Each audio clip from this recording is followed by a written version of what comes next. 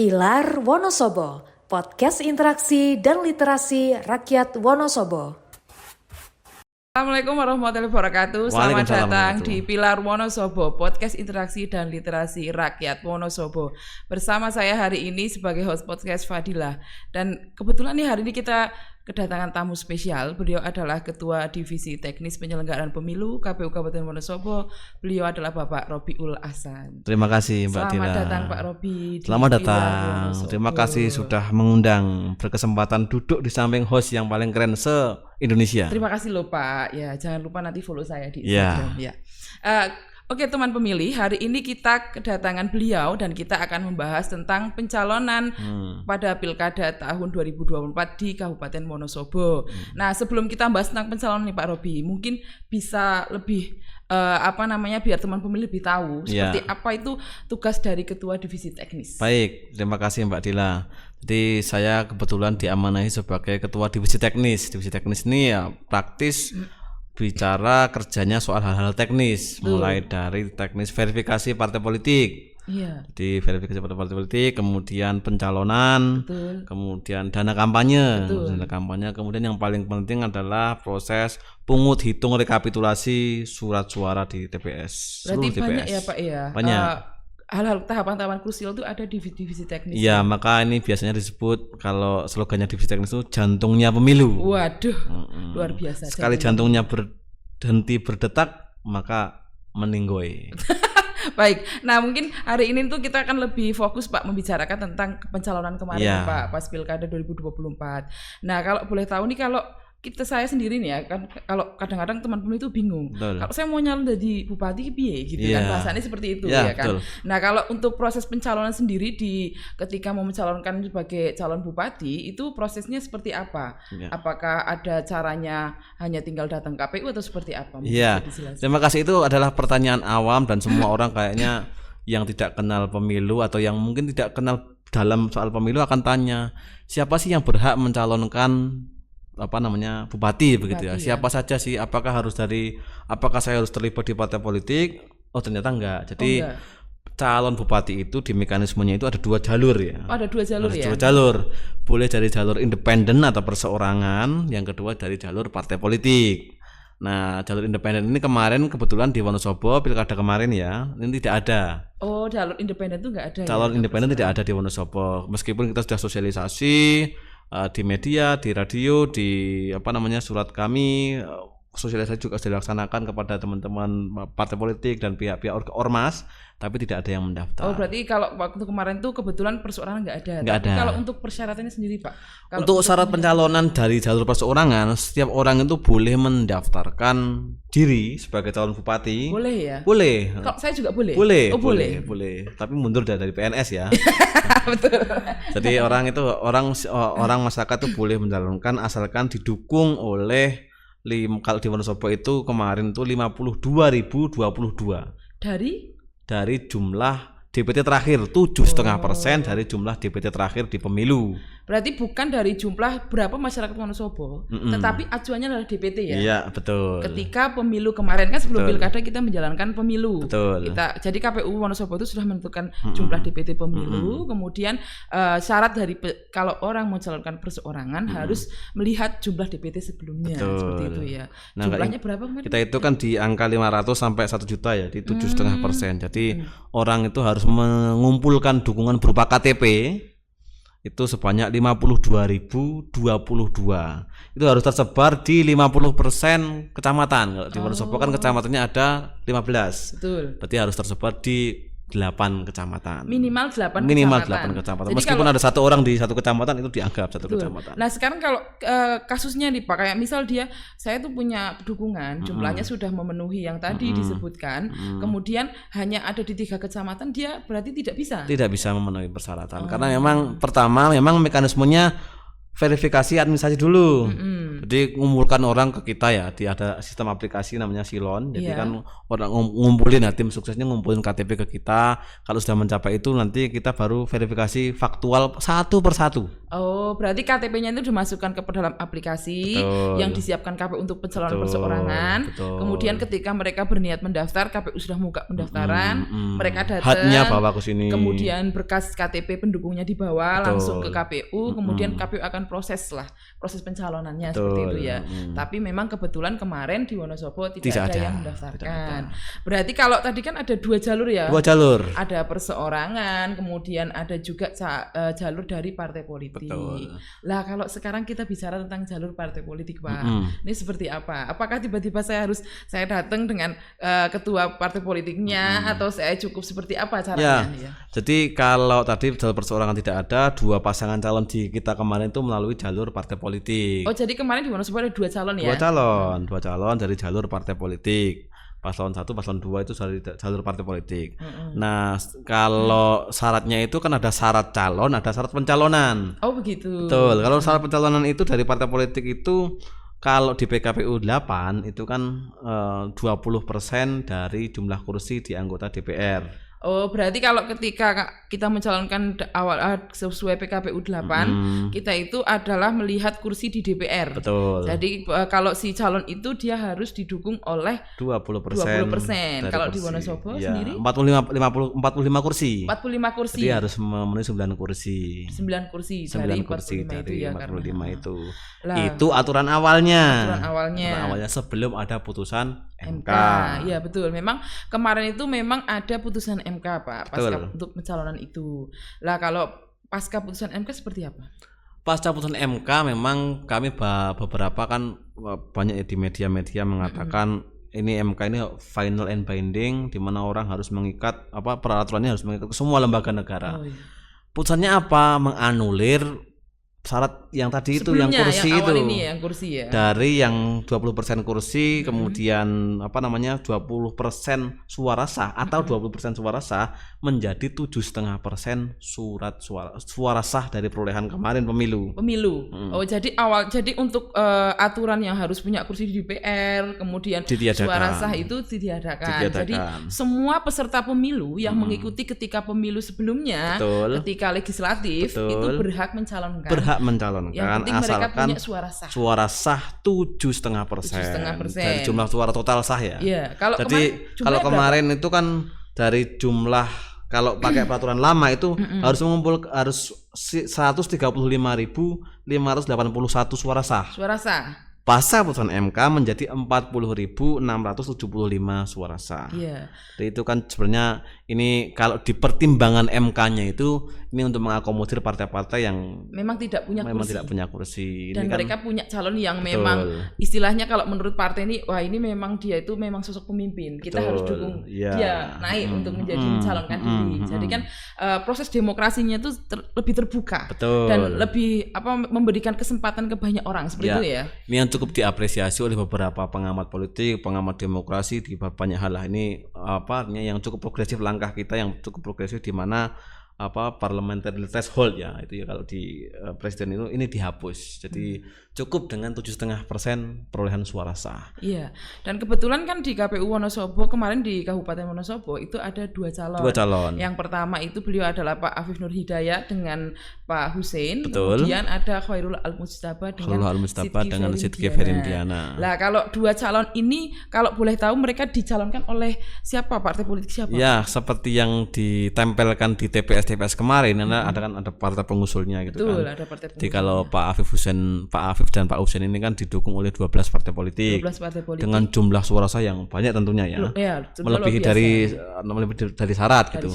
Kemudian yang kedua adalah Pak Khairul Al-Mujtaba dan Pak Sidki Ferindiana didukung oleh 2 partai politik dengan suara sah yang melebihi juga dari yang sudah ditentukan. Artinya mereka eligible untuk mendaftarkan, mereka berhak untuk mendaftarkan sebagai calon. Kalau pakai peraturan MK maka Pak Sidki dan pasangan yang kedua ini tidak bisa mencalonkan. Ya. Karena memang kalau kemarin kan beliau itu didukung oleh dua partai pengusung. Ya itu kalau partai P3 dengan partai PAN ya. Kalau di Wonosobo kan memang mereka tidak punya kursi di DPR ya. Pak P3 hanya punya kursi 2. Ada ya di P3 ada 2 kursi. Ya berarti P3 itu punya 2 kursi, kemudian untuk partai PAN itu sendiri tidak punya kursi di DPR. Ya. Jadi kalau harapannya di MK itu, putusan MK itu jadi proses demokrasinya lebih kompetitif. Semakin kompetitif, semakin demokrasinya itu semakin sehat. Kira-kira seperti itu pandangan hukumnya, pertimbangan hukumnya. Betul. Tapi kalau kita sebelum lebih jauh nih Pak bahas proses kemarin pencalonan, kalau mungkin teman pemilih juga penasaran kalau dari sisi segi penyelenggara, untuk masalah ketika terjadi proses awalnya sudah ada aturan yang jelas bahwa untuk pencalonan itu kita bicara tentang kursi DPR, kemudian suara sahnya juga sekian, begitu kan? Dan kemudian pasti dari sisi penyelenggara itu pasti sudah menyiapkan lah ya yang namanya administrasi segalanya ya kan untuk proses pencalonan lah. Pasca putusan MK gejolaknya seperti apa ini kalau di dalam? Ya di kantor sendiri tentu kami beberapa kali ditanyakan soal wartawan, gimana nih KPU nih, karena memang saat itu tuntutannya kan besar ya di media. Termasuk kalau putusan MK sebagai lembaga negara yang memang patuh, maka KPU RI mematuhi itu. Kemudian dari PKPU 8 terbitlah PKPU 10 yang merevisi aturan di PKPU 8. Maka otomatis karena lembaga hierarkis kita kan, jadi KPU RI sudah mengatakan seperti itu, kita juga membuat peraturan yang sama.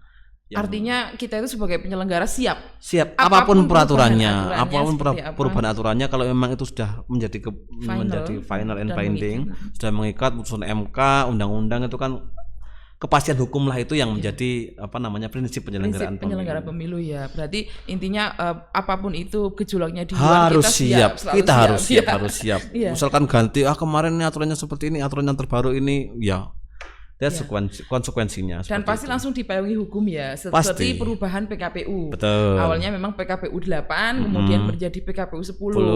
Nah kalau di Kabupaten Wonosobo pun pasti ada perubahan ya Pak? Iya, karena kan kita juga mengeluarkan surat keputusan, menurunkan turunan dari PKPU itu yang kita turunkan untuk teman-teman partai politik, teman-teman peserta di Kabupaten Wonosobo. Iya, tentunya karena kita bicara seperti itu karena memang dalam proses pencalonan itu kan ada kepastian hukum Pak. Betul. Nah kemudian ketika KPU RI mengeluarkan sebuah aturan itu pasti global, bukan hanya untuk satu daerah aja. Betul. Itu akan global seluruh Indonesia. Ya, artinya setiap wilayah dia harus menyesuaikan dengan peraturan yang ada. Kemudian dia akan mengeluarkan berapa sih jumlah di Kabupaten Wonosobo, begitu ya.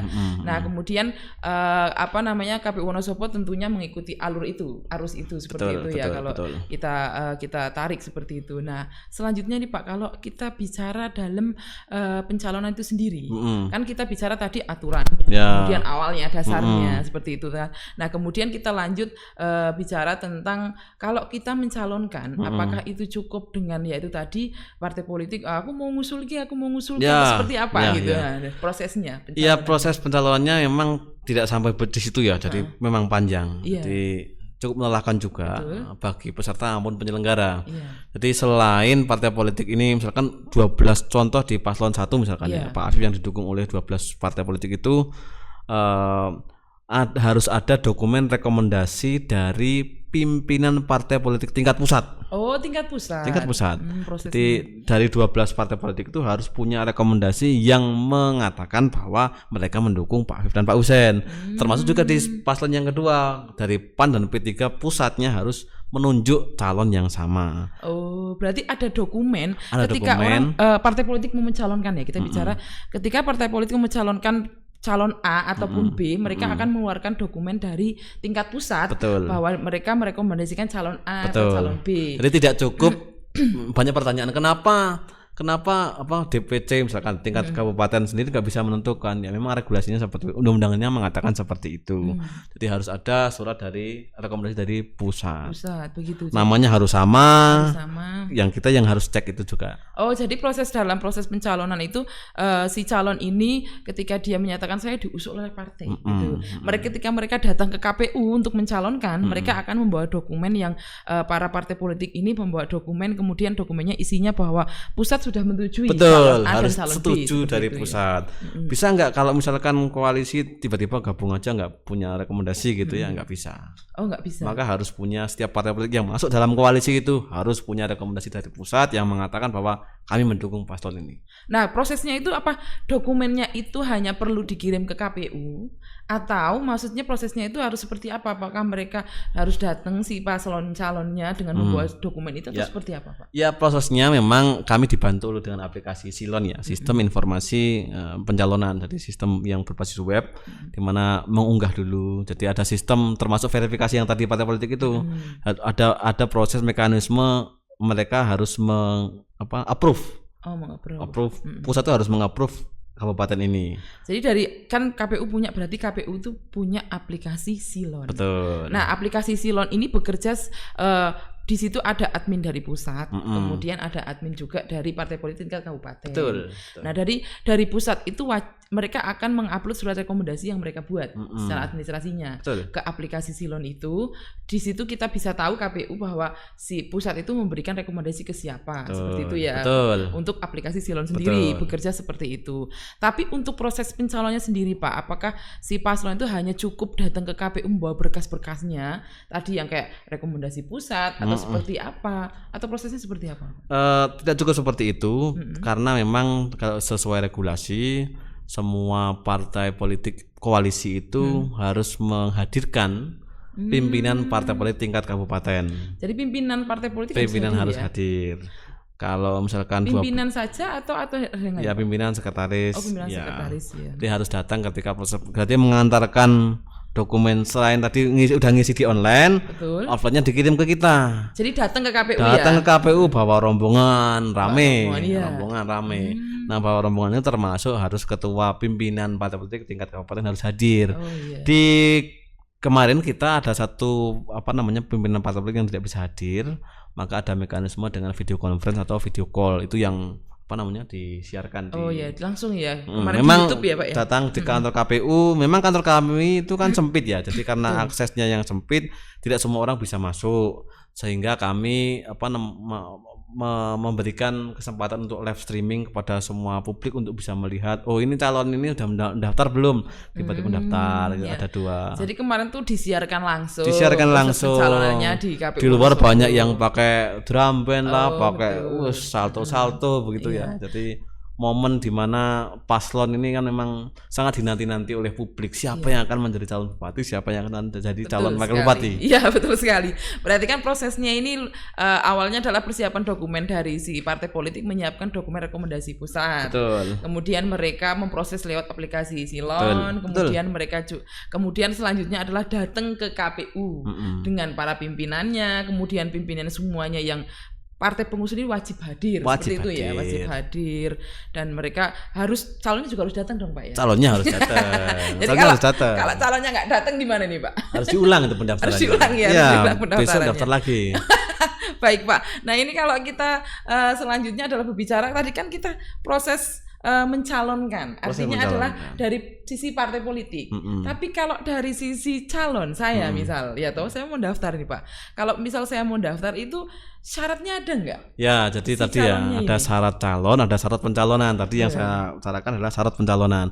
Syarat calon seperti pada calon pejabat yang lainnya, ya mulai dari ada surat pernyataan setia kepada NKRI dan lain-lain, ijazah juga, pendidikan minimal SMA. Oh, pendidikan minimal SMA. Minimal SMA. Jadi kalau saya SMP itu nggak boleh daftar? Nggak boleh. Oh, S1 boleh tapi ya? S1 boleh. Kalau udah S1 kan berarti dia sudah SMA. Sudah SMA. Tapi ijazah SMA itu wajib disampaikan kepada kami. Oh, itu adalah syarat utama? Syarat utama. Kemudian umurnya 25 tahun.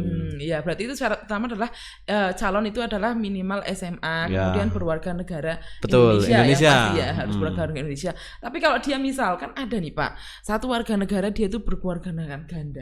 Maksudnya dia itu punya dua misalkan, ataukah dia sudah harus ada keputusan sudah memilih ini atau gimana atau seperti apa? Ya tentu pasti harus ada melibatkan pihak lain ya, karena memang selama proses pencalonan ini kita juga berkomunikasi dengan pihak-pihak lain, termasuk misalkan kejaksaan, apakah dia punya kasus apa enggak, soal kepolisian kami juga selalu berkoordinasi dengan stakeholder terkait khusus dokumen, termasuk pihak yang pendidikan. Betul. Satuan pendidikan. Berarti itu detail sekali ya, Pak? Detail sekali. Jadi kalau seorang mencalonkan diri meskipun mereka sudah membawa berkas, saya misal sudah bawa KTP, kemudian ijazah, kemudian surat dari kejaksaan ataupun dari pengadilan menyatakan bahwa dia tidak pernah terpidana ataupun dia pernah terpidana juga jelas seperti apa historinya seperti itu.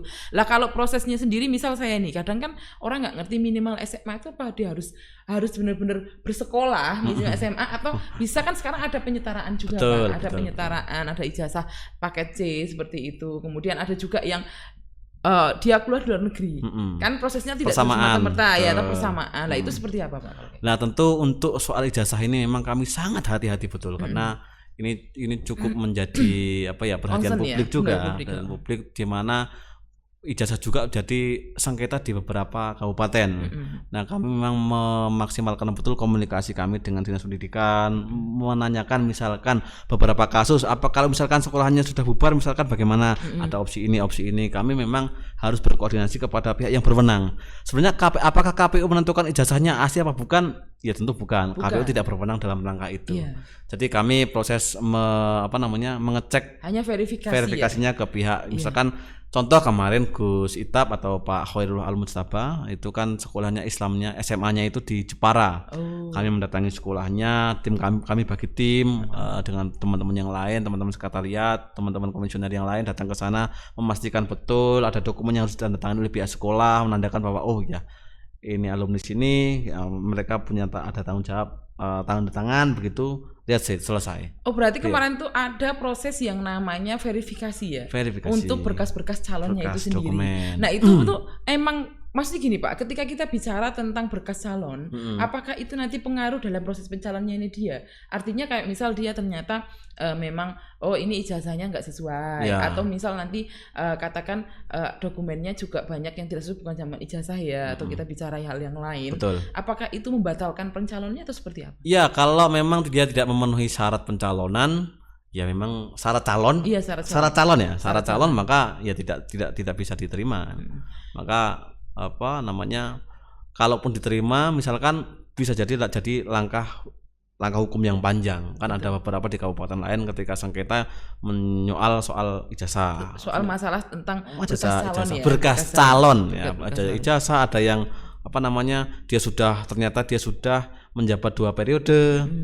Tentang periodisasi kadang-kadang itu juga menjadi concern ya, karena kan 1,5 periode aja sudah dianggap 2 periode kan. Nah itu ada yang kalau misalkan berarti untuk proses pengecekan syarat calon ini adalah setelah syarat pencalonan clear, baru sudah mendaftarkan kami mengecek sudah sesuai, kemudian baru pengecekan masuk di dalam syarat kami calon. Juga diawasi langsung oleh Bawaslu bagaimana kami memverifikasi dokumen. Waktu verifikasi dokumen juga datang ke sana, ke sekolah-sekolah itu juga datang, ke kampus, bahkan calon yang melampirkan ijazah S1 atau S2-nya kami juga datangi pihak-pihak kampus. Jadi kalau sedetail itu ya Pak, sedetail untuk mengecek syarat calon. Tapi kemudian kita bicara tentang umur. Umur itu minimal 25 tahun ya Pak? Ya pasca memang itu menjadi putusan MK juga ya, di mana yang dari awalnya itu sejak pendaftaran. Nah ini di putusan MK ini sejak pasca pelantikan. Jadi dihitungnya sejak pelantikan. Jadi hitung-hitungannya itu dihitungnya itu sejak pelantikan. Sejak pelantikan. Jadi kalau memang sebelumnya itu, kalau putusan MK itu soal umur membicarakan bagaimana kalau putusan MK sebelumnya? Sebelumnya kan memang saat daftar itu kan harus sudah 25 tahun. Sebelumnya itu Kak, syarat umur adalah si calon wajib sudah 25 tahun baru boleh mencalonkan diri sebagai calon bupati. Tapi pasca putusan MK itu ada perubahan untuk umur ketika mereka mendaftar belum 25 tahun itu boleh. Tapi ketika dilantik nanti mereka menang kemudian dilantik itu harus sudah 25 tahun. Ya, dengan pertimbangan hukum yang macam-macam, tapi bahwa putusan MK itu harus bersifat final and binding ya kita ikuti. Kita ikuti pasti.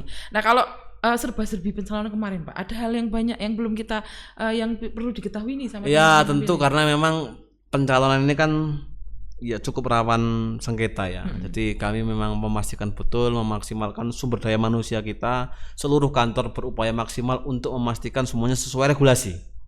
Baik Pak Robi, kita kan tadi bicara banyak nih ya soal dari proses pencalonan, kemudian syarat calon. Nah selanjutnya ketika paslon ini sudah memenuhi dari syarat calonnya sudah penuhi, kemudian pencalonan juga udah oke. Selanjutnya ini si paslon seperti apa kan nih Pak? Ya, pasca pendaftaran kemudian dinyatakan sesuai semua dokumennya, syarat-syaratnya sudah oke, maka paslon ini dites kesehatannya. Ada pemeriksaan kesehatan Jadi pemeriksaan kesehatan ini difasilitasi oleh KPU. oleh ya? KPU. Prosesnya Jadi, seperti apa? memang cukup banyak banget yang diperiksa ya. Jadi cukup rigid juga, ada beberapa pemeriksaan detail banget itu. Jadi memang tidak bisa dilaksanakan di Rumah Sakit Wonosobo. Karena rumah sakitnya harus tipe apa nih Pak? Tipe B yang punya MRI apa ya? Ada MRI-nya. MRI-nya, maka kami di Purwokerto. Oh kemarin berarti pemeriksaan pasangan calon itu ada di Purwokerto. Di Purwokerto. Jadi memang nanti output dari hasil pemeriksaan ini nanti apakah menguji apakah calon ini sehat atau tidak. Ya karena memang dalam ketika kita bicara adalah menghasilkan pemimpin, Betul. pemimpin untuk daerah. Betul. Artinya harus siap secara Harus mental, siap secara fisik kemudian dan secara mental. harus Jadi baik gitu ya. bagi yang ingin mencalonkan bupati atau calon wakil bupati, tolong dijaga kesehatannya Betul mulai sekali. mulai hari ini ya. Iya. Jadi yang punya keinginan, teman-teman pemilih mungkin punya keinginan calon bupati, ya harus jaga kesehatannya, kan udah dicek lari, jantungnya, apa penyakit-penyakitnya. Bagaimana kalau misalkan dia akhirnya dinyatakan, siapa yang menyatakan fit dan tidak fit itu ya dari pihak dokter. Dari pihak Kami dokter, tidak bisa mengintervensi atau apapun. Jadi semua mereka membuat ada yang bertanda tangan, berintegritas lah tanda tangan. Dan prosesnya transparan ya. Transparan. Karena memang saat itu mungkin pasti akan diawasi juga oleh pihak Bawaslu, Ya, kemudian ya. dari wartawan juga pasti akan mengikuti prosesnya. Selalu seperti itu. pemeriksaan itu kita mengajak teman-teman wartawan untuk datang ke sana, untuk meliput prosesnya bagaimana, mewawancarai mereka, mewawancari dokternya, apa saja yang diperiksa. Nah itu yang cukup membuat kami semakin banyak yang pengawasan, semakin banyak itu kan kami Semakin baik prosesnya. Betul. Semakin senang juga gitu. Iya, karena kan istilahnya ketika kita menjalankan sesuatu pasti kita butuh yang namanya kayak pengawasan. Betul. Kemudian itu kan sebagai kayak check and balance-nya lah. Betul, checks and balance-nya. Nah, ini selanjutnya Pak, kalau sudah selesai nih proses dari cek kesehatan, kemudian dan lain-lain gitu, selanjutnya nih paslon seperti apa? Ya, kemudian ketika sudah dinyatakan sehat, kalau sakit gimana, kalau dinyatakan oleh dokter tidak fit gimana? Ya, ada mekanisme penggantian calon. Ya. Tidak serta-merta langsung diganti semuanya, tapi yang sakit bisa diganti. Oh, ada mekanisme. Ada mekanisme itu. Dan itu nanti tidak perlu proses pendaftaran ulang atau seperti apa? Ya, diulangi lagi. Mekanismenya syarat calonnya dengan perpanjangan waktu yang ditambah sedikit. Iya. Berarti ini proses pencalonan itu sebenarnya bukan hanya dokumen, sebetulnya bukan hanya cukup hanya partai politik saya mau daftar, ini enggak ya, ada semua prosesnya. Ada cukup proses yang panjang yang sehingga sampai kemudian dinyatakan fit, kemudian lanjut ke proses pengundian. Tapi setidaknya bahwa proses panjang ini adalah bukan mempersulit proses demokrasi. Bukan. Tapi adalah membuat kualitas dari demokrasi itu lebih baik lagi. Betul, karena memimpin di sebuah daerah, di kabupaten khususnya ya, itu kan cukup dibutuhkan stamina, dibutuhkan macam-macam. Prosesnya mulai dokumen juga harus clear secara hukumnya, biar semuanya itu karena penyelenggaraan pemilu itu kan prinsipnya adalah berkepastian hukum. Jadi semuanya harus clear, bukan untuk mempersulit, tapi bagaimana ini memang sebagai persyaratan legal formalnya harus kita ikuti dulu. Oh iya, seperti itu. Nah ini Pak, kalau untuk closing nih, hari ini kan kita udah bahas banyak ya Pak. Betul. Ya? Dan saya rasa sudah lumayan banyak juga ilmu yang kita dapat tentang pencalonan yang dilakukan kemarin ketika Pilkada di Wonosobo. Nah untuk closing mungkin bisa lebih banyak memberikan. Iya.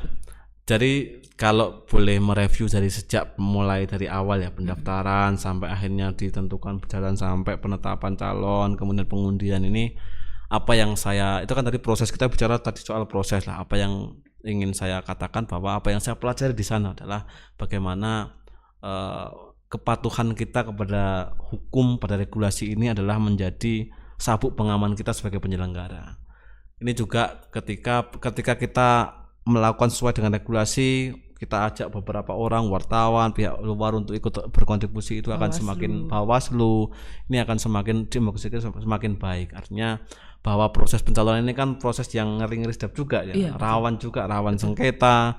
Jadi kalau sengketa pun juga nambah anggaran lagi, itu kan eman-eman gitu. Karena kemarin hasilnya di Wonosobo itu bagus ya Pak, smooth, semuanya lancar. Tentu yang kedua adalah komunikasi kepada pihak-pihak yang lain. Tentu KPU tidak bisa melaksanakan proses pemilu sendirian ya. Apalagi proses pencalonan ini melibatkan banyak pihak, mulai dari kantor pajak, pengadilan, kejaksaan, kepolisian, TNI, dinas pendidikan, banyak hal. Jadi kita harus berkomunikasi, berkolaborasi dengan banyak hal untuk memastikan bahwa proses pencalonan ini berjalan dengan lancar dan sukses.